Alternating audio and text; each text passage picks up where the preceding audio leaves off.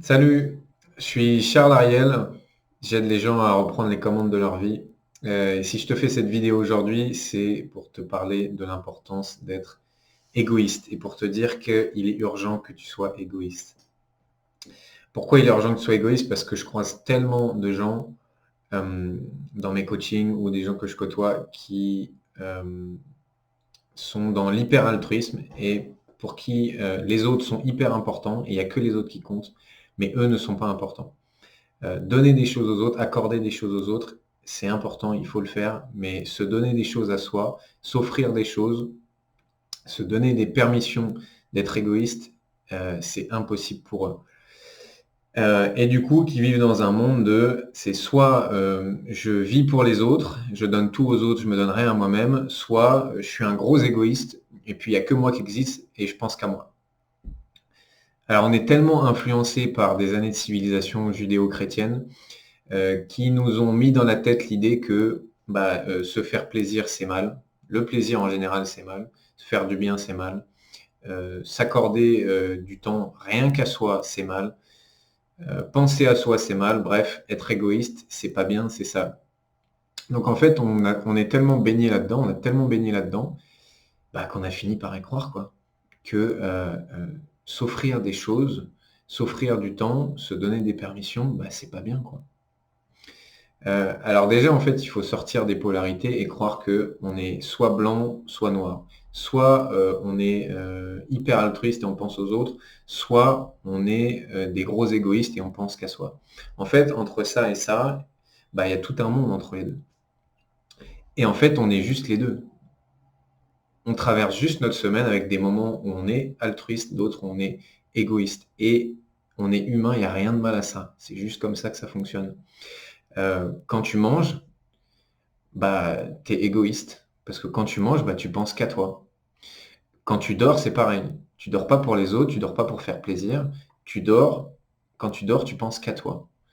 Et tu comprends bien qu'en fait, il n'y a rien de mal à ce que tu manges ou à ce que tu dormes. Et que donc, il n'y a rien de mal à traverser ta semaine ou tes mois ou tes années en ayant des moments où tu penses qu'à toi. Donc, la question, c'est qu'est-ce qui se passerait pour toi si jamais tu t'autorisais à avoir des moments égoïstes? Qu'est-ce qui se passerait pour toi si tu passais plus de moments où tu t'accordais plus de temps? Tu t'autorisais à t'offrir cette formation dont tu rêves depuis longtemps. Tu t'autoriserais à t'offrir ce coaching dont tu rêves depuis longtemps. Euh, Tu t'autoriserais à penser à toi et à te donner des moments où tu penses à toi. Qu'est-ce qui se passerait? Peut-être que tu serais un peu plus heureux déjà. Peut-être que tu réussirais un peu plus. Et puis comme tu serais plus heureux, en fait, tu offrirais une meilleure version de toi-même aux autres. Tu offrirais une meilleure version de toi-même parce que ce serait la version épanouie et qui réussit de toi. Alors que si tu es dans l'hyper-altruisme et tu te dis les autres sont importants, moi non, et c'est être un gros égoïste que de penser à soi, tu vas être insatisfait, tu vas être frustré, tu vas pas être très épanoui ou un petit peu épanoui, et c'est cette version-là que tu vas offrir aux autres. Donc en fait, la question à se poser, c'est en quoi c'est altruiste de penser à soi? En quoi ça va aider les autres que tu penses à toi de temps en temps et que tu t'accordes des moments à toi? Et en te donnant, en t'offrant ces moments-là, tu vas juste permettre aux autres de goûter la meilleure version de toi-même et là, tu vas pouvoir vraiment les aider. Il y a une métaphore que j'adore, c'est celle de l'avion.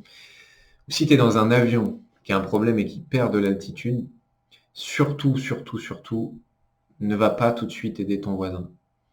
Ne va pas aider ton voisin à mettre son masque à oxygène quand il y a les masques à oxygène qui tombent. Parce que si tu fais ça, tu vas peut-être pouvoir le sauver lui. Peut-être avec un peu de chance, tu sauveras aussi le voisin d'à côté, tu sauveras deux personnes. Sauf qu'une fois que tu auras sauvé ces deux personnes, tu vas toi-même tomber dans les pommes parce que tu n'auras pas mis ton masque. Donc la première chose à faire quand tu es dans un avion et qu'il y a un problème, c'est d'abord de mettre ton masque à oxygène.